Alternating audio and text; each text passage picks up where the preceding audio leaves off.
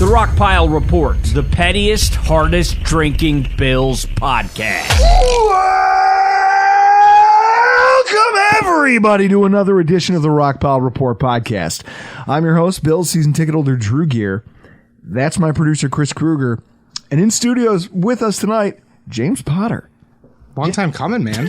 First time, long time? First time, long time, yeah. Godfather of your kid. Can't get on your podcast, though. I love that you're here, and we are here talking about Bills Colts, recapping the weekend's preseason action ahead of the Pittsburgh Steelers game. It's funny because, Chris, by this point in the week, most people have already heard all the preview shit that they're willing to, like, they're already listening to previews for the upcoming game. It's like, what do I want to hear about a recap? Well, our at least my best friend, Bruce Nolan, his podcast is coming out tomorrow. So, I mean, what do you have to say about that? Yeah, depending on when you go to bed tonight, maybe this will be out by then. I want to start tonight off with something. I've got this thing that's been burning a hole in my brain, and I need to talk it out with some other people, fairly reasonable people. Saturday rolls around. Last Saturday, I get up. I go, and I'm on my way to Home Depot. I got to hang a curtain rod in my living room. And I'm driving down the street. Now, if you guys aren't familiar, Ridge Road in West Seneca, I'm driving down the road, and they just opened a Burger King. They just opened a Burger King right next to a Wendy's. Literally, Potter, they could share a parking lot with a Wendy's. They are a quarter of a mile away from a Mighty Taco and maybe 5/8 of a mile away from a Jim's Steakout. Funny story. I think I was going to your house before I realized that I was going the wrong way on the GPS. I was like, man, this place looks awfully familiar. It's right by your house, right? Yes. Ridge Road. Yeah, I saw it. Right. So right by my house. I got excited to have Jim's Steakout when I leave, but it's too far now because there's another 11 minutes over here. So I'm driving past this and I'm thinking to myself, first of all, why the fuck is this Burger King even here? This doesn't make any sense. This place is already saturated with fast food. And then I realize it's their grand opening party. Now, it's Saturday morning. There is easily 100+ people standing in line for this fucking thing. To the point where there's people who brought chairs, camping chairs, with them to stand in line for the grand opening of a Burger King. To have a shitty Whopper because the guy behind the counter doesn't know how to make it yet? Here's what I want to... So if you're eating Burger King, you obviously eat Burger King. You're a guy who eats at a fast food place. You're not just picking this day to stand in line with 100 other dickheads to be like, this is the first time I've ever had this before. No, you're there because you've already tasted it and we all agree you like it. The concept of fast food is that it's uniform. You can get the same Whopper that you can in North Carolina, that you get in Buffalo, that you get in Wyoming. It's the same Whopper, no matter where you go. Well, I mean, I guess maybe not wherever, depending on how much over minimum wage you're paying the guy. It may or may not have pickles on it this time. True. But realistically, the sandwich stays pretty much the same. More or less how sloppy it is when you get it out of the wrapper. So there's 100+ people standing in line to eat the same bullshit that they've already eaten, just in a new place. And so I'm like, I got mad about this because I'm like, what the fuck are we as a society doing? And then as I'm driving back, I see that the line has gotten a little bit longer. And so I Google it while I'm at the red light, and I see that they offered free Whoppers for a year to the first 100 customers. So free sandwiches of the same sandwich you already know and already eat in other bullshit locations, but you're going to drive how far? What, for a free one? For a year. Chris, what are you willing to do for a free Whopper? Not much, but I would assume that it's... You get a free Whopper, you can get it at any Burger King. You don't have to go to that specific location. So you're saying that this one, kind of like a Walmart, was just a magnet for white trash everywhere? No, yeah. And I know a bunch of people just heard that and went, hey, what the fuck? I like Burger King. I got questions, though. Like, what's the year? How does that break down?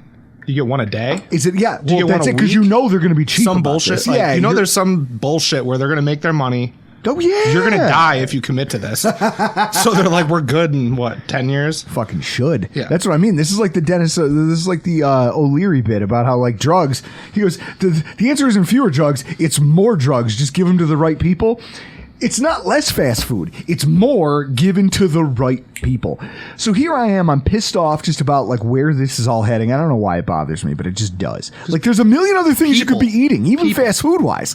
And you're here for a free sandwich. You're going to stand outside for how long for a free sandwich? What is your time worth? And then like what time is it? So now it's about like 10:30, 11 o'clock in the morning. It's the run up to the game. And I'm thinking to myself, don't these people have anywhere better to be? And it fucking opens up. Torrential downpour. There's thunder and lightning. And I laughed. Chris, I'm in my kitchen pouring myself a glass of water. And when it just broke open, I'm howling with laughter. And my wife has no idea why. And I just looked. She goes, I know that laugh. It's diabolical. It's the bad laugh. Like whatever you're thinking about is mean.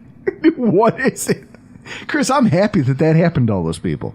How much you want to bet at least 5 to 10 of those people brought chairs that also have like the umbrella plug-in? So they just pop open an umbrella, stick it in, keep sitting and waiting for their Whopper. So my whole thing was, as I'm going through this, I'm like, you have nothing else to do on a Saturday? Like, there's nowhere else you could be. Not shopping, not building something, not learning a new skill. There's Bills preseason football, and you're here. Instead of being at the stadium standing in line, you're here fucking waiting for a Whopper? You would judge them less if they were getting drunk in the stadium parking lot. Yes. If you like, told me you were having fun. If you told me you were tailgating, and that's the worst part. My wife goes, that's not much different from being at the being outside waiting for the football game. There's a difference between Ralph Wilson And Stadium I immediately was Burger like, King. there is a huge difference between standing in line for that and standing in line to get into the stadium, and I will hear nothing different on the matter. Yeah, I agree. Our buddy Dan, I won't stand in line for a fucking iPhone. No, I'm not standing in line for a Whopper. Remember when we were kids and they'd open up McDonald's? At least Ronald showed up. Like Ronald would be there. It was cool. His creepy face paint and they always found like a dude who seemed too thin. Now looking back at it, those guys were probably like some sort of homeless. But now it's like, how did you find them? Because today you would just throw something on Indeed and be like, we need you for a day. Yeah, and some guy. Back then, you had to they had to find you. Do you know that there's like fairy tale princess services? They hired one for my cousin's daughter's birthday. Literally, these women offer as a service. They dress up in cosplay and show up as Disney princesses to your birthday parties. There are mermaids. There's rent-a-mermaid services. Yeah, but how do they walk? Who do we blame for this? Who do we blame for the fact that, Chris, you used to have to dress the homeless to do these jobs, and now people are trying to make this a viable career? The internet? Yeah. It's literally just the internet. The internet's ruined everything. Because it gives everyone dumb an avenue to do something. And someone's going to like it. Someone's going to like it. Like a podcast about the Buffalo Bills? Yes, exactly. With us drinking Montucky cold snacks. Well, cheers, sir. Cheers. I appreciate that you're here. I appreciate that we are also losers on the internet talking. Yeah, but at least we're talking about football and not waiting for a Whopper. Somebody's probably got a podcast about, I waited for a Whopper. Oh, show me that. You know what? I'd listen to that podcast. They got a video blog. Oh, my God. Like those idiots from the horror movies when they're like, I'm going to go do this. Then it downpoured. You could hear Drew laughing in the background. That's the laugh. Guys, this is our preseason game week 1 recap. Bills 23, Colts 19. I've got your stats of the game right here. Anthony Richardson, 7 of 12, 58.3%, 67 yards, no touchdowns, 1 pick, a 39.2 passer rating. I want you to keep that in mind. Bills penalties, 8 for 59 yards, 3 first downs by penalty given away, 2 pass interferences in the end zone. James Cook, 20 yards, 5 yards per attempt and 1 touchdown. Right tackle Ryan Vandermark, and well, he's listed as a right tackle. He played both. Ryan Vandermark and Brandon Shell, 43 pass blocking reps, 4 pressures, 1 hit, and 1 sack allowed between the two of them. Osiris Torrance, right guard, starting right guard, 13 pass blocking reps against starters, no pressures, no sacks, highest rated pass protector and 8th best run blocker. Andy Isabella, 3 for 3, 42 yards, 2 first downs. Khalil Shakir, 2 of 3, 25 yards, 1 first down, and an ugly drop. Damar Hamlin, no targets, 3 tackles, 2 solo run stops, 1 behind the line of scrimmage for a loss that forced an eventual failed 4th down conversion. Has Michael Thomas hit the field yet? Michael Thomas? Yeah, for the Saints. Who? Michael Thomas. Well, you know, he was good once, right? Well, no, that's the joke. Damar Hamlin literally died on the field and then got back on the field before Michael Thomas. You didn't see that? No! Yeah. Oh my God!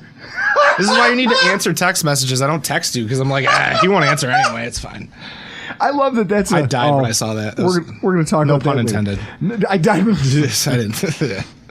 I love the fact that Damar Hamlin was back out there. Bro, Not just back out there because it's like he it's threw one a shot. That's what I'm saying. You didn't care. It's one thing to go out there and be like, okay, I'm here, and I'm gonna like Takeo Spikes talked about coming back from an Achilles tear, and he said that even for the first season after his Achilles tear, he wasn't.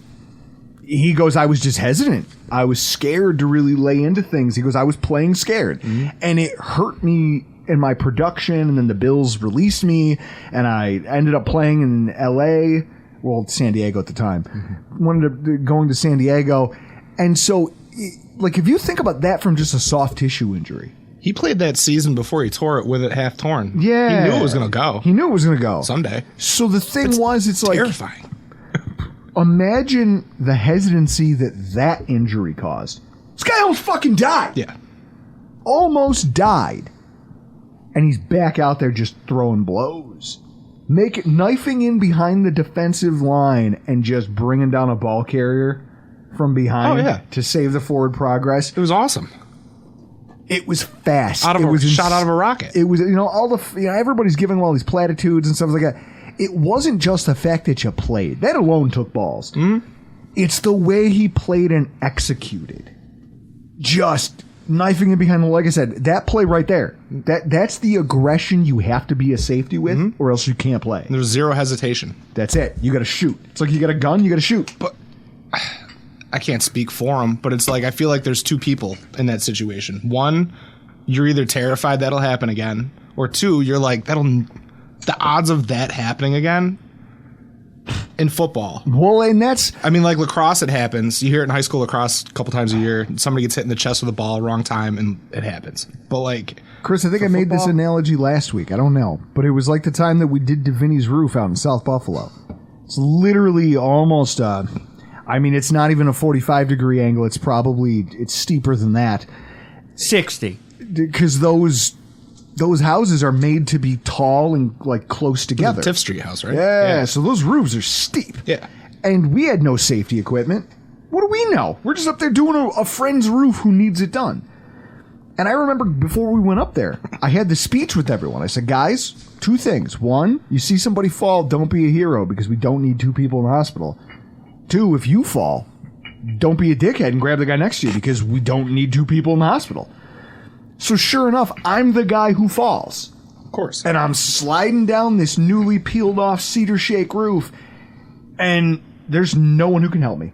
I'm on my own. I'm like, and everyone on the ground is like, Doug says he remembers thinking like, I'm finally going to watch Drew die. Like, it's been a while, but I'm finally going to see it. I would have been shocked, though. I'd have been like, this isn't how he goes. This isn't how Drew... Like, he goes to some epic disaster, not just, he fell off a roof like an idiot. And I'm sliding, and I'm trying to create as much friction as possible, and my heels catch the gutter, and it just, like, kicks the gutter off the house, but it saves me.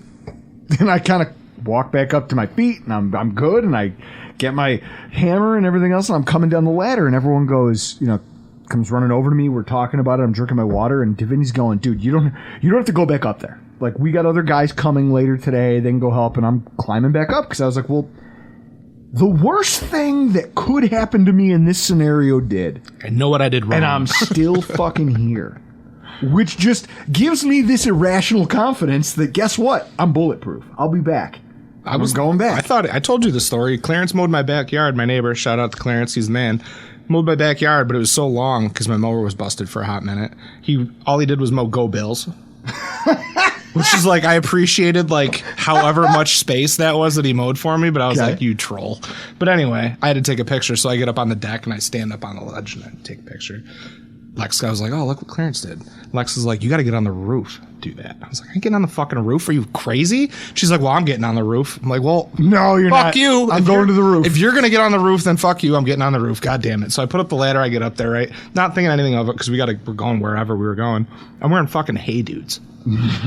So like getting to the peak was money. Like I was like, oh, this is nice. This isn't as bad as I thought it was. Take a picture. I take like half a step backwards to get back down. I was like, oh no. Oh no. Now you're like, it's like the movie Free Solo. You're trying to come down with no grip. Yeah. So when I finally get to the ground, my leg's bleeding because I just literally attached myself to the roof. My one side of my shoe's completely blown out because it's just been rubbing the top of the roof the entire time. I get down. She's like, oh, it's you know who hasn't looked at that picture since? Her. Either of us. No one cares. It's like in the moment you're like, oh, I gotta get a picture. And then I just like that everyone has a bad roof story, Chris. I feel like I need to frame You have a bad being on the roof story? No, I don't. Don't do roofs. It's like I don't go on roofs because I'm not an idiot. No, but so good for DeMar Hamlin. Like that made me happy to see. Not just the fact that he was out there, but the way that he played. I also spent a lot of time watching the offensive line, and I got to tell you, Vandermark and Shell. I saw Anthony Prohaska from Cover One, disguised coverage. If you listen to his podcast, tweeting out like, "Oh, look at this rep from Vandermark," and I go, "Yeah, one." He had like one or two really encouraging reps. Otherwise, they reminded everybody just how badly the Bills need Spencer Brown to look like a starting right tackle this year. Those stats at the top of the show, I mean, holy fuck, Brandon Beam, you're right tackles. Woof. What? Like, they had a good moment here or there, but a lot of mediocre tape against backups. Mm-hmm. How many pressures and sacks can your tackles allow before you call that a bad game? It was honestly the only thing to watch when the ones were out because most of them weren't. So it was watch the line. It went poorly enough. Brandon Shell retired. Cook made him look good the first drive. Sure. Brandon Shell retired following that game. What does that tell you about what he thought about his performance and what he has left in the tank for NFL football? He's a weak individual. He didn't quit halfway through, though. Well, he didn't wait until halftime. He didn't quit at halftime, so I'll give him credit for that. You know what? I hope wherever Devontae Davis is, I hope wherever he is, every time we bring that up, it's almost like the voodoo doll thing. Like there's just like a prick at the back of his neck, and he's like, what is that? You know his boys roast him for that. You better. Even, like, who cares? Someone better, or else I'm going to start. You know, he hooked him up for years during his career, but at the end of the day, like, we go to a bar, you have a beer, I'd be like, listen, we're not leaving. I'm going to find out where he lives and just start mailing him Christmas cards. Ripped in half or something. Like, I'll only fill it out halfway. Yeah. Just, what an idiot. So, ultimately, I looked at that, and I think to myself, when Dave Questenberry got re-signed by the team, there was a lot of Bills fans who either shrugged at the move or who openly complained about, oh my God, we're bringing back this guy, he sucks. I hope you were all paying attention to the line on Saturday, okay? I hope you were all looking at that tackle room, because I'll tell you what. Yes, the team brought in a lot of veteran talent. We tried to cultivate as many guys on the roster. Chris, if you want to put up the depth chart real quick, as many guys who had NFL experience as possible to make up the depth chart. Like when you look at the tackle positions, Brown, Tommy Doyle, Vandermark. Then you look at it, it's Dawkins, Questenberry, this Gourage, who I guess he's an undrafted free agent. We didn't draft him. Or did we? I don't even fucking know. No, it would say what round, if that was the case. So you brought in these tackles, but you tried to find, I don't know, you tried to find veterans for your offensive line to flesh that out, but you were doing it on the cheap. So I get it. That doesn't mean that every new person they bring in is immediately going to be better than what you already had. Questenberry started 7 games at 3 different positions last year. Mm-hmm. I'm sorry for all the fans who got their hopes up thinking one of these young guys, or for the people who are so bored that they're reading all the preseason scouting reports and going, oh man, that Vandermark guy. Or, oh man, maybe Brandon Shell, maybe he can push for a... Shut up! Boo! This is why the preseason is terrible. Because Dave Quessenberry isn't going anywhere. He knows the system. They trusted him to start. These guys are guys who they got on the cheap, and you can wish and hope that they somehow unseat a guy who you see as mediocre, but I'll tell you what, in the NFL, being mediocre is still better than most of the guys wishing they were in the NFL. Yeah, and when you're in a window, some people want to say we're not. I think they're absolutely crazy. Like, how are we? Like, what are we not making the playoffs this year? Exactly. Either way, though, when you're in a window, how many times are you gonna have some young guy when you're like, okay, young buck, go prove it? But also, if you fuck up, it might be our ass. Well, because we got to go against the Chiefs. We got to go against the Bengals. We got to go against, don't let it be that game. You get 1 week, week 1 against Aaron Rodgers and an offensive line that has no fucking clue what they're doing yet. And then you put against a defensive line that's fucking ferocious. Oh, yeah. So that week 1 is going to be one of the stiffest tests that you're going to see all season. And you're walking into that with this offensive line going, what, you hope Vandermark is the guy. Like the guy, even that you're talking about in your rotation? Look at our D-line. Not to take you off the O-line, but I was looking at, we got 8 dudes. Oh, dude. We have 8 dudes that you can rotate in. And who rotates O-line? Nobody. And the funny thing is that we could rotate tackle. Leonard Floyd had 8 sacks last year. That's sexy. It is sexy. You saying that I'm pitching a half. It is sexy. Thinking about it. Because Von had 8. He played 11 games. If we had you 2 have more. 8, Epinesa had 6.5. Played 11 or 13. I can't remember. God. But dude, it's like if Epinesa can take that half step, I'm getting you on defense. I'm sorry. Half step. Fucking taking over the pod. Hey, listen. No, this is what Chris used to criticize. Well, you're not Travis. Oh my God, Travis! Shout out to Travis. Fucking, it's not his fault. Mr. Wingfield. No, he was just a young kid. Oh, was he the 15-year-old? No. That's Chris. That's Kyle Fahey. I digress. See, look at you've been a long time listener. I love this shit. What I'm looking at though is that you do have rotation depth at tackle because you've got Tommy Doyle, or at least you did. Holy shit! Thank God that he's okay and that they think it's a mild injury. He looked really good. I'm here, Potter, watching the game half in the bag, rewatching it. And I'm looking at this and I'm saying to myself, let's make notes. I go, Tommy Doyle looks really fluid pulling across on a run block. It was one of the better plays I've seen a tackle make for the Bills in a while. Because in order to do the thing, if you're going to backfill Spencer Brown and you don't want to have to change what you want this offense to be, that tackle has to be kind of an athlete. Mm-hmm.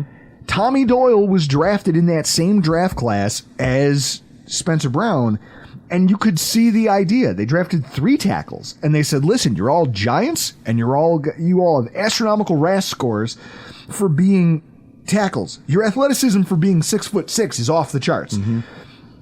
You saw it on this play where he comes across the entire formation and boxes out a guy so that Latavius Murray can slip off his hip. And it's just that's what Tommy Doyle's value is. It's his upshot, and he's raw and was always going to be a project, but you see why they like him. And then he immediately gets hurt again. Mm-hmm. It's how unlucky is one fucking dude? Knee, right? Yep, rolled up on the same knee the year before. Now, they say that it was not a serious injury. Chris, I think they categorize it as a bruising. Sure. But, Jesus. We need him on the field making plays and making his case to maybe be that swing tackle because Dave Quessenberry will be the veteran presence, and I'm okay with that. Mm-hmm.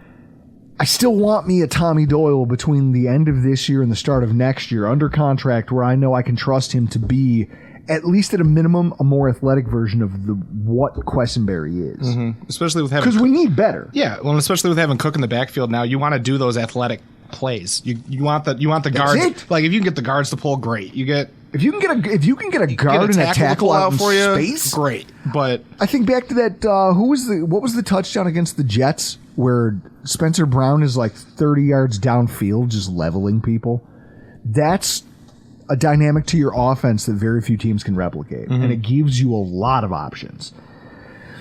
A lot of great individual running back performances in this game, but a lot of it, I don't know. I think it credits the backs more than you said this earlier. Yeah. The backs made the blocking look really good. I thought our O-line was killing it after that first drive. I was like, all right, here we go. Like, this is what Josh is on the sidelines like, let's do it, fellas. And then it went the way you thought it was going to go. But yeah, well, at the same time, it's the first week, it's the first game. What I liked was seeing how fast Cook is in the red zone. Mm-hmm. Like, for those of you understanding nuance, like, they're running to the weak side of the formation. They've got tight ends out there, but I guess if you're talking about a speed play, you almost by design would rather run that to, like, especially when you're on the left hash, you want to run that to the strong side of the formation because you have so much more field that your running back speed will change the angles of pursuit enough that those guys can't touch him. I mean, that's why Lamar Jackson gets away. Mm-hmm. It's why Devonta Smith was what he was in college, because guys just couldn't. His speed was too much for the angles of pursuit you had to take to catch him. Mm-hmm. In that one play, running to the short side, Cook just blew the doors off everybody. The moment he hit the line, he knew he was in. That's it. Because he was so fast that safety had no time to adjust his angle, and he was going to beat him to the pylon anyway. Mm-hmm. Even if there wasn't good blocking. It gives me hope. That's what I'm saying. It gives me hope. Because you can't tell me if Josh didn't have a respectable play action. Mm-hmm. Like, I'm not looking for a dude to run for 1,500 yards, 1,300 yards. Like, dude, give me a grand. I think it's why I was give me a respectable G, I think it's why I was disappointed to see that Harris didn't play. Mm-hmm. This Harris injury is really fucking bumming me out about the structure of our running back group, because Murray showed he still has a little pop, but how long do you have that for? That's another one of those things where, like, 6 weeks in, you're going to be going, oh man, look at him going, and then by week 14, you're saying, we're giving Murray these carries, and they're just not as productive. Yeah, because he's 33. Was he getting a lot of carries, though, when he was being productive the last couple of years? I feel like he was splitting a lot of time. But so maybe that helps preserve whoever him. was ahead of him, I feel like got hurt, at least last year or the year before. One of the two. Well, he was in Baltimore last year, and he was their most productive running back. J.K. Dobbins gets hurt. Yeah. Tell me about it. I don't know where else. I think he also played for the Broncos, and I believe they had an injury, which is how he got on the field. Was it the Saints the year before? Latavius Murray has played. Chris, why don't you pull up Pro Football Reference? I remember him just being productive, short yardage, like, got it done with what you needed. He wasn't going to give you anything more, but, like, you got the ball on the 4-yard line. You can hammer it 3 times with him, maybe, if you want to. And I just like the fact that I like in the open field. Okay, so Oakland, Minnesota, New Orleans, Baltimore, Denver, New Orleans. Yep. Yeah, where's those tutties? 2016. He had 5 and 19, 4 and 20. He had 6 touchdowns for the last 3 seasons in a row. I mean, dude. You know what I'm saying? All right. Respect. Like, you ain't the guy. You ain't the guy, but for a play, you can be the guy. For a game, a spot start here, like, you do well enough. And if you look, his yardage is just about the same as it was at the beginning of his career. Listen, I'll take 4.5, 4.2 a carry all day. I mean, when you're talking, but look at this, 160 attempts. Like, we're not a football team. Our leading rusher, Chris, give it a Goog. What was the Bills last? Pull up Bills Pro Football Reference and just look at Devin Singletary. Whatever his rushing number was, like his number of carries was, he was the 30th. Like, he was 30th in carries in the NFL. He was our leading runner. He was our de facto running back 1. 17 more carries. What do you have? 177? Yeah. So the reality, look at his averages are awesome. So now what's going to happen is you're going to insert all of these running backs into a position that just doesn't get the love. Mm-hmm. That's cool. They're situationally useful if they can execute. I don't know. I wish this that was a day where I wish I had seen Damian Harrison. It doesn't sound like he's going to be ready to go this week either. The one saving grace of this before we switch to the defense, Torrance looks like a starter. He does. Torrance looked good. Mm-hmm. Like, there's a reason Bates was that second team center. I think what the team is finding is that for as much as you go, hey, you played Daquan Jones and it didn't look good. You played Ed Oliver and it didn't go well. Those are 2 guys who pass rush pretty well. Mm-hmm. There's not a lot of teams that have a Daquan Jones and an Ed Oliver and a Poona Ford, and you go, wait a minute, when you look at pass rush win rate for defensive tackles, we have collected a bunch of them. So it's not as big of a deal, as long as it's steady. Now, there will be games. Like, I question, they're talking about starters. I'll be interested in playing against Pittsburgh. I'll be interested to see if he's out there. Because the concept of him going up against their starters, their defensive line has been good and will always be good because it's in their DNA. They've got Cam Haywards. They've got Highsmiths. They've got these guys, Watts. I was like, you're not they've got pass rushers for fucking days. Listen, you got a coach that's not going to deal with that bullshit either. No. At the end of it, like. So what? And you know they're talking about it. They're at practice right now going, they're going to play starters and starters. If that kid's out there, Torrance, he's a weak link we want to look at. I'm interested to see what he looks like because so far he passed the litmus test this past week, both in run blocking and in pass protection. I expect pass protection to take a step back. I'm just scared about what happens when it does. Well, Josh Allen, to be honest on it. Yeah, that's the whole thing. I would rather have that happen. Like, I wonder if they don't start Bates just because they're like, okay, Josh is in.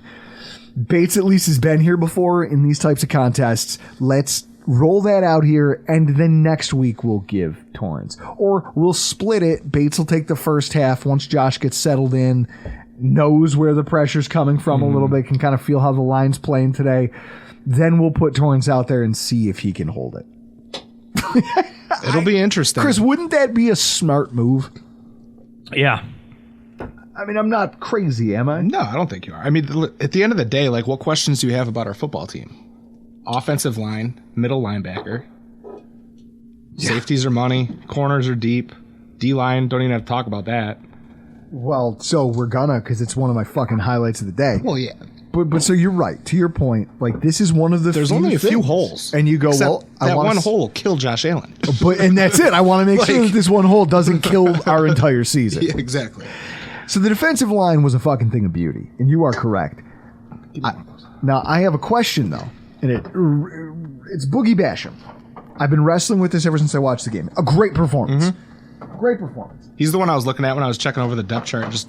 Who do I want to talk about? Here, you're getting a Utica club. Yeah, Johnny! John Capelli.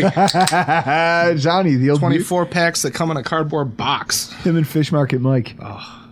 His fantasy team's Fish Market Capelli. That's amazing. Yeah. So Basham comes out, makes an impact against fringe starter / backup level talent. Here's the question I want to ask both of you. Did he make a case for the roster? Or did he just improve his trade value? I think he made a case for the roster. Chris? It's one game. Who is this? Boogie Basham. I mean, it depends. What did he do more of? He made a play. Well, let me ask you. I'm asking about this. He is on his rookie deal. Yes. So does that mean he gets cut? Well, you don't cut that guy, and that's kind of the.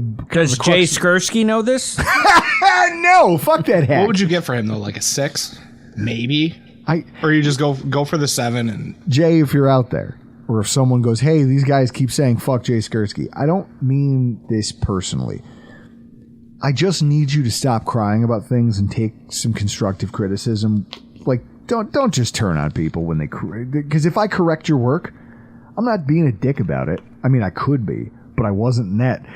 Chris, that whole scenario is hilarious to me. Yeah. Well, so you're talking about cutting a player with term left on his contract? You'd never do that as a GM. Not unless you have to. No, not unless the guy slept with your wife. Who'd he hit? That's what like what did he do? Someone needs to tell Jay Skursky at the Buffalo News that, but he's mad at me for. This is why it's nice living in Rochester, because I just don't get that. I just don't. We had Bob Matthews, and he got ousted forever ago. He got ousted. He might even retire. Yeah, you have Sal Mariana. Sure. My goal is to get him on the podcast one day. Just be like, hey, remember the time I called you a horse's ass on Twitter, and you just had to respond, thanks? I was agreeing with you. Did he respond? It was it was a backhanded compliment. I go, Sal's a horse's ass, but he's right about this. And he's like, thanks, guys? ? Welcome. This is Drew Gear. This is how I roll. This is how Drew talks to everybody. You get no compliment without a backhand. So this is what I look at. Outside of the COVID year, Brandon Beane has made it, because in COVID, they blew up roster sizes. Mm-hmm. Basically didn't make you cut anybody because they didn't know how often players are going to be in and out of the lineup, and they wanted everyone to be able to feel the team in the event of an emergency. So every year besides that, Brandon Beane, as long as he's been GM, has made at least one trade before roster cutdown day. Every year. Interesting. He goes, hey, I can find value here, whether it's for a 5th round pick, a 6th round pick. So you think Boogie's that guy? Well, here's what I see. You've got a log jam at the position. You've got guys who have produced historically more than him in the regular season against actual competition. And then the biggest problem, and Chris, if you want to flip over to the Our Lads page, just so you can, as I'm speaking, Potter, feel free to jump in if you think I'm out of line with anything I'm about to say. Here's the roster in front of you. Cornerback. Great depth, but as one anonymous GM just this past week told Pete Prisco over at CBS Sports, the belief in terms of roster building used to be that you built the defense from the defensive line first and then out to the secondary. Now, a lot of roster builders think cornerback, because it's so hard to figure out, is the piece you nail down out of the gate, and then you look at the D-line, right? A lot of roster builders think that, and this team is one of those where we have amazing depth at cornerback. So there's nobody in that room that you're voluntarily giving away unless you have to.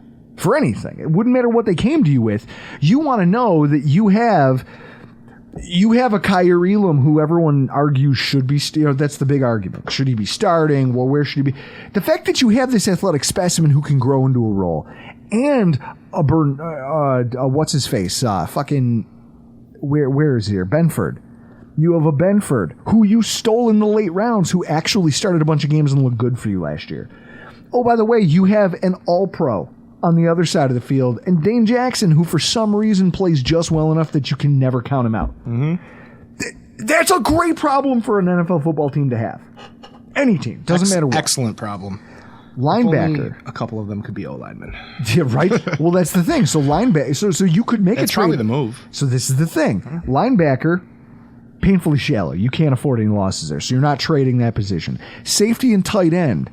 Not enough depth to sacrifice anyone at those positions. No, especially with Hyde coming back. Poyer got banged up. Wide receiver.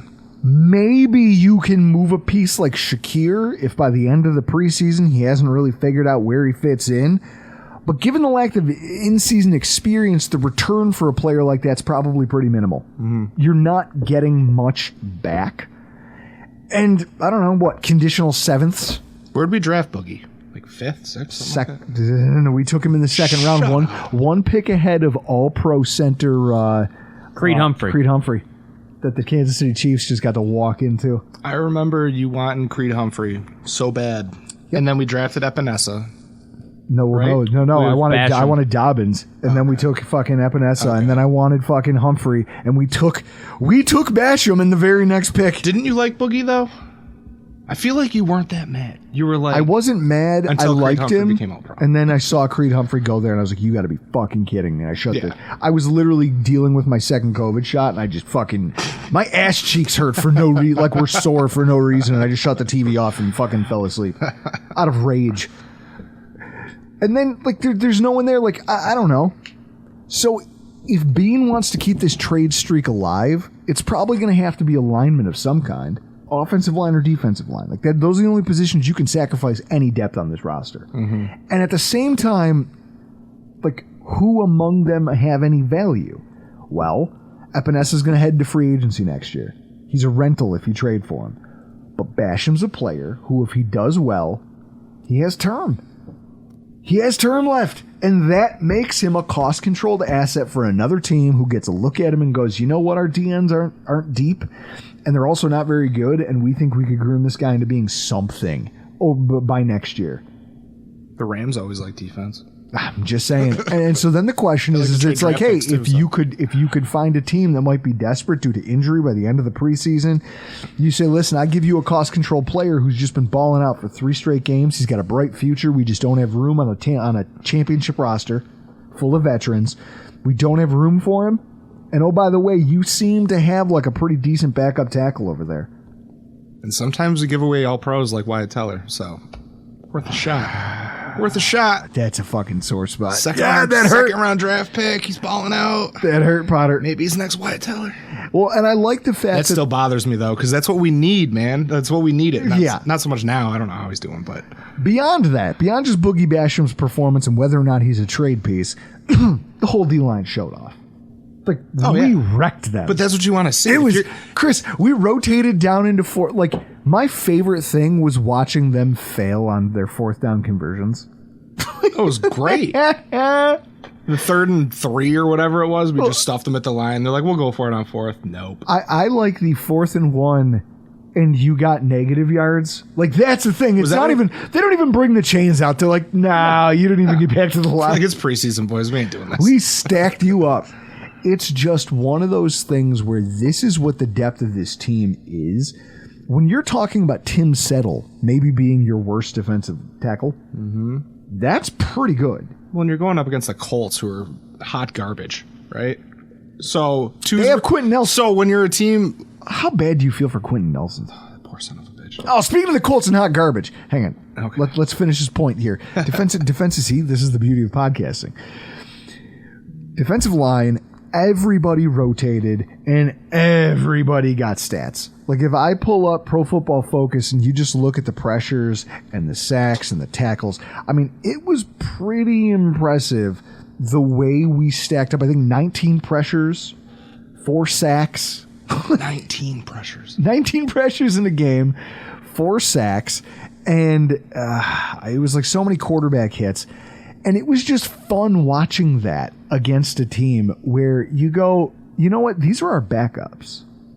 We're not even playing. Like, Rousseau, they had the one bad rep where their tackle got him. He got the best of him. Otherwise, Rousseau ate that guy's lunch. Their right tackle was in trouble the entire period where the starters were out there. And so I was going to say, like, when it was 2s versus 2s, even 1s versus 1s, but whatever. 2s versus 2s, I think that shows the difference between, like, we're an upper echelon team and you're this bottom feeder team. Oh, yeah. Because our 2s should eat your 2s alive because we have the better depth. Oh, yeah. And not even to 3 and 4, but, like, our 2s alone. So if we have an injury, got a guy that can step up and actually do the job and not just fill a hole and then get run over by some D end or some D tackle. What is frustrating is seeing Boogie Basham have that day and AJ Epinesa is just kind of languishing. And Chris, does it concern you? Like, I always think of Drew Stafford, and I wonder if AJ Epinesa isn't that guy. So he's going to have a breakout season? When there's pressure on him, the dude comes out with 30 goals. That goes across all sports. Do you want to pay AJ Epinesa when he gets us, like, 10 sacks? No! Are you going to believe in that? Yes. I want to believe in it. I want to fire him into the fucking sun. I also don't want to pay you. I want him to leave. I want us to... you know what I want? Tag and trade. We'll fucking tag you and then trade you. Dick. I'll never forgive him for us not having J.K. Dobbins. Never. I will never get over this. He wouldn't have blown his knees out with us. I'm just saying. Yeah, that's a tough one. He'd have won you a fantasy championship. My favorite thing is still, to this day, is him going fucking nuts on social media after the Ravens lose their playoff game because Tyler Huntley, they call a goal line sneak instead of just giving it to J.K. Dobbins and letting him punch it in for a touchdown. I got Lex to start watching the league. We binged through the whole thing. And then when Marshawn had his moment, when he's like, just bring me the beer. And he's like, no, I'll throw it to you. And he's like, just walk it over to him, bro. I'd explain the whole, like, Super Bowl thing to her. But you know how when you're like, this is I was like, you have to watch this. This is hilarious. This is why this is funny. And you know when Larissa asks you a question and then 8 seconds later she tunes you out? Yep. But you go for like 6 minutes? Yep. I stopped and I was like, you don't care. You don't care. She's about like, this. I don't care. I'm like, then don't ask. Don't ask me. I love that we do this. Don't ask me. Chris, do you ever get into that, like, with Jess about sports, or do you just not talk to her about it? Well, you know, there's this new thing on the internet called the Immaculate Grid. Yes. Oh, it's wonderful. Yeah, I'm addicted to The baseball one's hockey. good. I'll like look at her and I'll go, hey, do you know anyone that played for Dallas and the Islanders? And she'll look at me and go, I don't care. So I feel like all of our girls need I don't care t-shirts or something.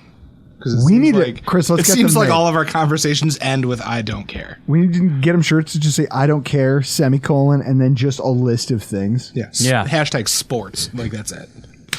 But the Bills' D-line really did look good. Now the question is, the Steelers don't have a great offensive line.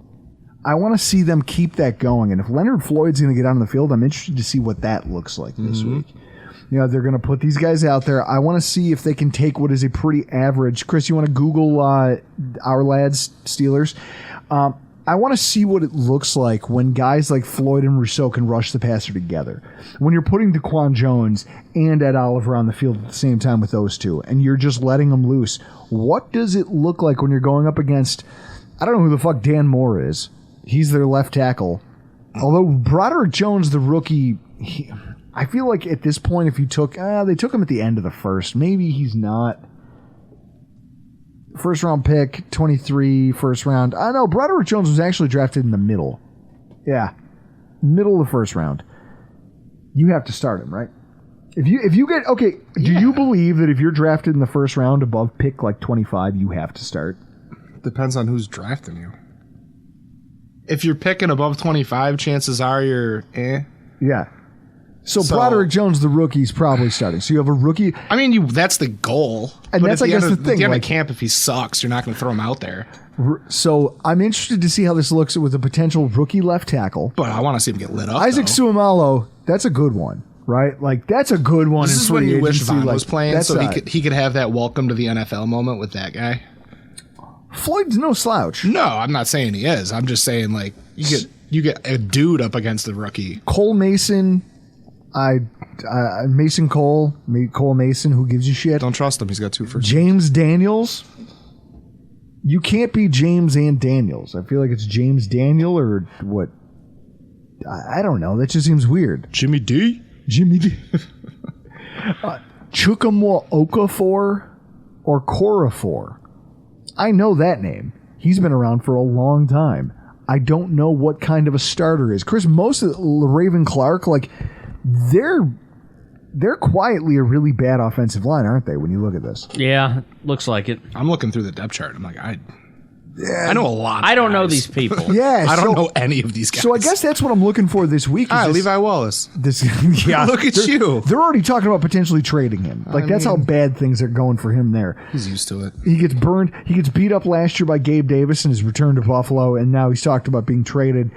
All I know is that watching the depth on display from our backups, Kingsley Jonathan making plays, I love what we've cultivated on the D-line. They've done Eli Anku making just train-wrecking stops. When you got McDermott this year's calling the plays, so like this is his baby. This is his baby. Well, and it's funny you say that, Chris, because Sean McDermott is this week's Hero of the Week. Don't take it personally, all right? Franchise star players are a lot like Highlanders. There can only be one. Bills head coach Sean McDermott. When people talked about the idea that McDermott was going to be taking over the play calling, there was a lot of expressed concern. People talked about this like it was, well, I don't know how is he going to run the team and not. I don't know, because Leslie Frazier, blah, blah, blah. It's like, guys, do you recognize the fact that he got here for a reason? He's de-coordinated 2 Super Bowl defenses. I was going to say, people forget where he came from? Yeah. And the team that they had that year? The fucked up thing is, how did him and Andy Reid together, knowing how good they both are at their jobs, how did they not win a Super Bowl? It's the NFL, man. Like, they had Donovan McNabb in his prime. You had T.O. On a broken leg. Donovan McNabb in his prime and Terrell Owens in his prime. Andy Reid head coach. This is the Bills. Mm-hmm. That's the Bills. T.O. and McNabb didn't like each other, though. Or I should say, McNabb didn't like T.O. Who gives a fuck? I don't know. He still threw him 100 yards a game. The most talented players in their prime, great coaching, great coordinating, you still couldn't get a Super Bowl. That, more than anything else, should tell people how fucking hard it is to win this league. Oh, for sure. But I digress. Leslie Frazier, very well thought of coach. When he left, there was a lot of concern. I was anxious to see if he was going to bring back some of the aggressiveness in the defenses that the Eagles had and that the Carolina Panthers had those years they went to the Super Bowl. Not disappointed. No, they sent some good blitzes off the edge. That first half, there was a couple good. I got them on my phone. I'm not about to look at my notes. No, but there was a couple of good plays there where I literally had to write down. I was like, McDermott calling defense, stewing up the blitzes that he wants to stew up. So when you look at them by comparison to the people they played against, now I'm going to correct myself from earlier. I'm fact-checking myself in real time. The Bills had 16 pressures, not 19. I now know why that number was seared in my brain. 16 pressures, 10 hurries, 2 hits, and 4 sacks for the Bills. Good game. Indy had 9 pressures, 3 sacks, and 3 hurries. If you go through the rest of the AFC East and how they did this week in the preseason, because we're all doing the same thing relatively. We're all playing backups. So everyone who says, well, it doesn't matter. Yeah. Playing a high school offensive line. Yeah. So Miami has 11 pressures, 3 sacks. New England, 11 pressures, 1 sack. The New York Jets, 19 pressures and 6 sacks playing against the high school offensive line that Carolina decided they're going to roll into the season Disgusting. With their number 1 pick behind center. That's what my are you point. doing? You don't... He's already too small. Chris, that's why they didn't start Josh Allen, or at least want to in 2018. They knew their offensive line was garbage. Did you watch Hard Knocks?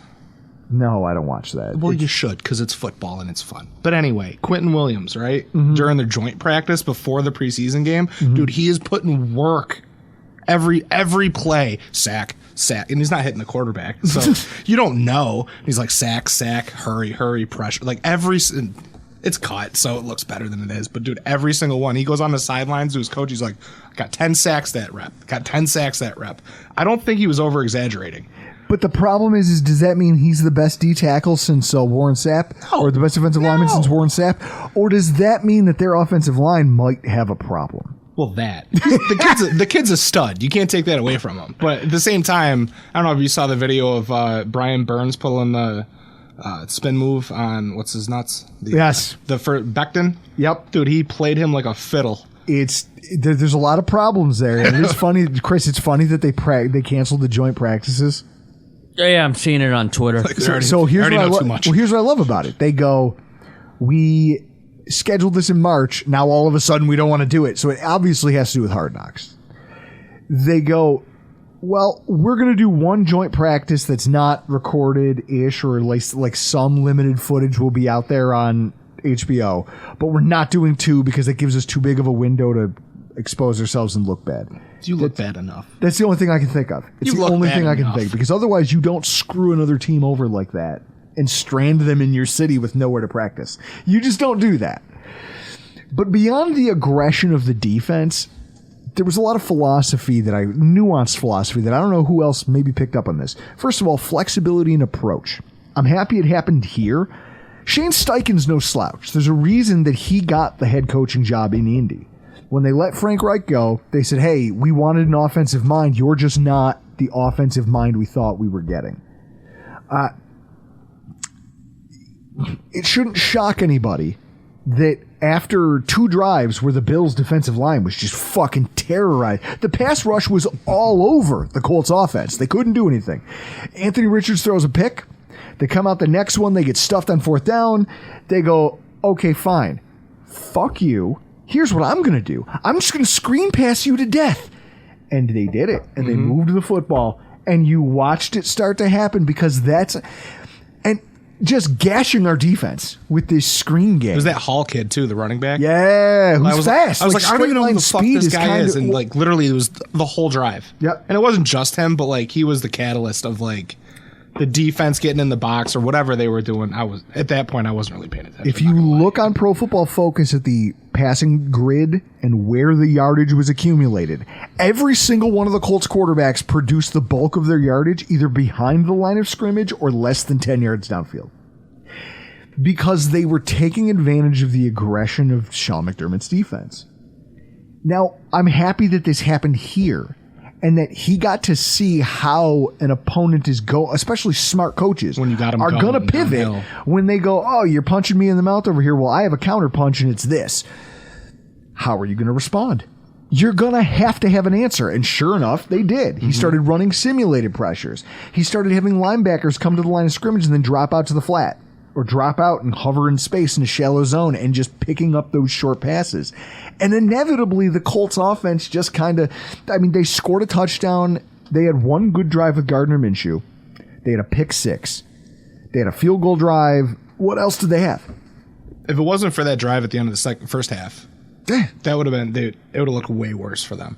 So I'm happy that McDermott got to see that, because now the idea was you threw what your kind of, this is going to be the DNA of our defense, and they came back with a counter. A smart guy said, hey, I've got a fast guy here. I've got some decent blockers here. I'm going to hurt you with this. And McDermott said, okay, I see it. I see you. All right, pivot. I also have a counter punch. And that's encouraging if he's not only going to be the guy running the team and running things throughout the week, but also on game days, he's going to have a headset on, making those defensive play calls. And then that savvy on the decision-making for the penalty, where it's like, oh, they have two fouls on the offense. You could make them run it again, and then it would be like, because it was already going to be 3rd and 18. Mm-hmm. But instead, you could back them up and make them like 2nd and 28. Yeah. Fuck you. What are you gonna 18 do? yards is hard to get on my defense. Kiss my ass. Yeah. Get it. And you're not. And we held them to a field goal, and then they missed it. Mm-hmm. How many did they miss? 3, 2? 2, 3? I like that. I like that, and I like the fact that he thought about that and said, I like my percentages. Do you think that game was like a college football week 1 game for McDermott alone? Yes. Like the team themselves had to do what they needed to do and put stuff on tape and do their assignments. But for McDermott, he's like, fuck it. Well, do you know he's like, I'm just gonna. It's like when you're playing Madden and you're think little about the hammered. rust You're you like, have to fuck it. knock We're just gonna run it. Think about Blitz the everybody. rust you have to knock off after not having called defensive plays for your football team in 6 years. Mm-hmm. I'm sure that this was a learning experience for McDermott too, and I like the way he handled it. That's the one thing though that I wish we had a middle linebacker. Yes, that's got the mic in, not the mic. He's got the headphones so in. McDermott could talk. Yeah, to him. he's got the green dot, and him and McDermott can be on the same page. The last thing that I liked was just the contempt that he had for our penalties. Like he was cold. He was cold as ice about it. In his post-game presser, in fact, here, I'll give you the Montucky. Hey. You give me that Utica Club. It's not that bad, Give me a taste. No, they're not bad. Listen, you'd have tasted a lot of Utica Club if you stuck around Oswego. You mean if I didn't set a land speed record for getting thrown out of college? That's the fastest anybody's ever not gotten a 1.0. Chris, what did you get in college? What's the lowest GPA you ever had? I have no idea what my GPA was. He never got a letter that said he had to do better or he's going to leave. Oh, I didn't even get that letter. I just got the letter that said you did so badly, you're just out. No, I got the letter. I got the letter that was like, listen, your roommate, bad influence on you. Not all the time, but you allowed it to happen. I only did 2 semesters of college. I did one at Truett McConnell in Cleveland, Georgia, and then I did another semester at Georgia Perimeter, which is the equivalent to ECC. And I didn't like it. And then I went to broadcasting school so I could do all this. That was a thing? Yeah. Why did we go to college? School. Well, that's my point. Like, you wanted to work at the newspaper, so this is a me and Chris conversation. Fucking chimes. Drew's got a podcast. He went to school to be a news writer. I thought I was going to be a news writer, and then I realized there's no money in it, so I fucking took a hard right. No, tell the truth. You saw how much fun we were all having over in the radio. And the radio is fun. You were like, let's go over here. And then I got out in the real world and was like, wait a minute, you're going to pay me $12 an hour to be a copy editor? Mm-hmm. I literally make more than that now working at McDonald's. I'll just keep doing that, I guess. And then you're like, oh. And that's how they get you. And you're like, oh, fuck, now what? Yeah. What did I do this for? So with that in mind, like, the fact that Sean McDermott was not having any of the bullshit about these penalties, like, real tangible contempt for him, I'm a huge fan of that. I like the fact that it's like, listen, we're a championship caliber team. No, I'm not even going to be like, because some coaches would have taken the high road and gone, it's preseason, we're still working out the kinks. Instead, he's just like, no, it's unacceptable. Yeah. Good. Set the standard now so that our players can get used to it, especially the young guys. Mm-hmm. Get your shit together. Listen, the faster you... There was a play Ed Oliver was in the backfield already before the snap, and he still didn't make a play on the ball carrier. It's dumb, but the faster you get shit figured out, the faster your team's going to be running full throttle. That's it. And it's just like any other team coming back from a Super Bowl, big-time team, AFC, NFC championship, whatever. You assume that team's got it figured out going into the offseason. Yeah. So besides injury or you losing like a big piece of your team, so when you should have the same team coming back yet better because you got another year in the system. So when you see a whole defense just being sloppy like that, he's like, all right, fuck this. Yeah. I bet you he's been eating their asses all week long. And when he got rid of D coordinator, he didn't get rid of him. Leslie Frazier stepped away. Okay. Yeah, he stepped away on his own accord. Yeah. He was like, listen, we talked. You're going to retire after this year. Next year, listen. I got this. It's interesting. It's interesting. And I was talking to my contractual gangster of a GM, and if we get rid of your salary, we can do some things. Well, here's what I know. Sean McDermott was the high end of the week. You know who was the low point for me? Fucking quarterback Kyle Allen. You folks fell on your face. You get an F- in my book. It wasn't the high passes to wide receivers that they had to constantly jump for or like stop their route to catch. It wasn't the fact that he didn't throw a touchdown. Wasn't the fact that Matt Barkley just blew the fucking doors off you, statistically. Matt Barkley threw the ball, and it blew my mind. They both threw 15 passes. Barkley had 14 completions. What? I'm not going to lie. I was going to come in here being like, yo, Josh Allen, trade him. 2 firsts. We got our quarterback. And tank your podcast. He's been behind Josh Allen for years. 14 completions, over 90%, or 14 completions, which makes him over 90%, 2 touchdowns. He made Kyle Allen look like Woody Allen. Like just some We still don't have a backup. Some fucking Let's be real. Here's what I like. Josh goes down for a game. But it wasn't those things that made me turn on Kyle Allen. The moment that I said, fuck this guy, fire him into the sun, slam the door shut on the idea, was the play where the pocket's collapsing. There's nothing there. You're 6 yards, 7 yards deep in the pocket, and there's 2 guys on you, actively grabbing at you. And instead of just chucking the ball out of bounds, instead of just saying, listen, I'll tuck it and eat the sack, we'll live to fight another day, he pulls this fucking Baryshnikov move and just pirouettes away and then throws the ball to Latavius Murray, who has no fucking idea it's coming because he's never seen a quarterback do something this stupid, so of course he doesn't think the ball's coming to him. So he panic catches it and then himself tries not to get smoked. Yeah, he almost died. And then gets like 4 yards of the 7 yards that asshole lost back before getting tackled for a 2-yard loss. It didn't matter. And I said to myself, that right there. That's when you just drop it on purpose. Like... well, that's it. If he had, that would have been the smartest play. You see that time from time, too. They're just like, nope. But the way he threw it, you as a running back, you don't know if you drop it, is it a fumble? Listen, did he throw it backwards or did he throw it forward? Who makes those throws to like Patrick Mahomes, Josh Allen, But Joe this is Burrow, my point. Aaron Rodgers, like you ain't got that guy. He's not expecting that ball. And that's my point. Understand who you are as a right there, that is a wild lack of composure. And worse, a misunderstanding of your own fucking limitations. The limitations of gravity, of reality, of just what the sport of football is. He clearly never did that once in practice. Ever. Because if I feel like any NFL player, receiver-wise, you catch a weird pass, a weird angle, a no-look for the first time, hits you in the face mask, they're like, no, I do that. And they're like, oh, okay, so my head's on a swivel at all times. I don't just run routes. Like, I might get some crazy-ass pass. Do you know who gets away with a play like that?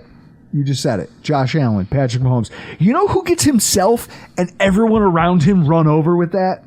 Kyle Allen. The worst part is people think I'm being too hard on him for one play. If we take that play and insert that into week 4, when Kyle Allen has to come in because Josh Allen gets dinged up for a drive, and he pulls that shit on the field. Is he our backup, though? Well, then that's my point. Because Steve Tasker made me think that Josh Allen likes him, and he just helps him understand the system because he's got a buddy to talk to. I understand that when I saw that play, this is not a guy that I'm comfortable turning loose with our offense in the regular season, when things actually matter. And they don't let Barkley throw the ball in the regular season. Well, look. So if he plays, Cook's getting all the touches. Barkley not only looked more composed, but here's what's also telling. When the team finally let Josh Allen call the plays for a drive, it wasn't with Kyle Allen. It was with Matt Barkley, right? And then the drive resulted in a touchdown. Because the two of them have this weird, like, friendship thing going on. It's like stepbrothers over there. If you throw the box score away for a second, Josh Allen and Matt Barkley celebrating a touchdown drive that Josh called for Barkley. Like it's me and Bob K after a softball game when we've each had like 6 Busch Lights. Like, it's not just the success. Like, the backup quarterback's job is to prep the starter. Sounding board, voice in the film room, veteran presence. Extra set of eyes. You mean to tell me those two don't have a vibe that him and Kyle Allen don't? They've been on the same team for... Okay, and that's Shit, my, how but long? that's my point. Oh, no, for sure. And so with this in mind, maybe Kyle Allen does something dramatic over the next 2 weeks that changes this to here. But it's going to get harder as Josh starts getting into the fold like he will against Pittsburgh this week. Mm-hmm. So now your reps are limited, and I wouldn't be shocked if they give Barkley the nod over Kyle Allen this week just to kind of flip things and see how it goes when he plays with a little bit better talent. Mm-hmm. I'm sorry, this was Kyle Allen's first and best opportunity to make a case. Allen's a roster spot, too. You for any fell other on your position. face. You get an F- in my book. That's it. Like, I've never heard someone more fitting of that description. I just want a backup quarterback that can win. Like, listen, if Josh goes out for 6 weeks, I ain't even looking for 500. It's probably the season for most teams. You need a quarterback that can come in and win you a game. Yeah. Like you said on a previous podcast 1 or 2 ago, you were like, if your defense comes out, you're talking about Tua with Elf. Like, if Tua goes down, your defense balls out, you better win that game. Yep. Unless for some crazy reason somebody else blows it. But if the quarterback just can't get it done, like, you got to be able to win that one game. Mm-hmm. Yep. What happens when it's in the playoffs? You said how many backup quarterbacks started in the playoffs last year? 3? 3. Yeah. Purdy, the Colts. They need to call fucking Nick Foles, don't they? Yeah. Bro, call somebody. Just call somebody. Case, or who is it? Chase Daniel? He's Chase out there, Daniel? right? Who knows? Dude, I laughed so hard when Charlie Whitehurst. Iman's like, oh, Matt Ryan, what's he doing? And you're like, he's gone. He's like, oh, who picked him up? CBS. Guys, this week we're going to be playing in Pittsburgh. It's one of those things where Pittsburgh's a tough physical team. They always have been. It's baked into their DNA. They've had 3 coaches since I was born. Noel, Cowher, Tomlin. That's it. 3 coaches in my lifetime. In that time, Pittsburgh is toughness. Pittsburgh's team is a smash mouth team. You're going to go in there, they're going to try to bring it. They're going to bring that energy, they're going to bring a brand of physicality. That's what their team is. You don't get to play for them if you don't have it. At the same time, our football team is kind of trying to, I don't know, they're fucking fist fighting each other in practice left and right. Josh Allen has to pull out the dad driving the van energy, which is one of the funniest things I've seen. I want to see them bring that intensity to this next game. Go show that you're ready to go punch another physical team in the mouth. When are we going to see the whole, like, all the ones? It's Hopefully weird never. now, right? Hopefully never. Without 4 games. Well, no. Saturday. Not at all. But Saturday. Because I'll tell you this, I bet you if they're talking, if reports are correct, and they are talking about playing them for a full quarter, you will not see them week 3. Listen, if you're cooking after 1.5 drive, no, 2 drives, I'll give you the second tutty. You're cooking after 2, you're out, bro. Like, Done. Yeah. Get off the Yeah. fucking field before cool, something bad you got happens. it. You answered my question. Guys, I can't wait to see how the next week goes and who else I can criticize and make fun of, like Anthony Richardson being talked. Like you heard that stat line at the top of the show. They're talking about articles about how, like, oh, he showed his superstar potential. What? Because he stiff armed a guy in the open field and threw a wild pick? Yeah, because he threw a dot that I think Trey White said no to. Was it Trey White? No. Yeah. No, he threw the dot to Pierce, but Yeah. somebody knocked it away. It was a good throw. Somebody Good punched defense, that good throw. ball out. And well, the announcers kept saying he should have caught that, and I go, no, you should catch that. You're a fucking wide Like, receiver. what do you?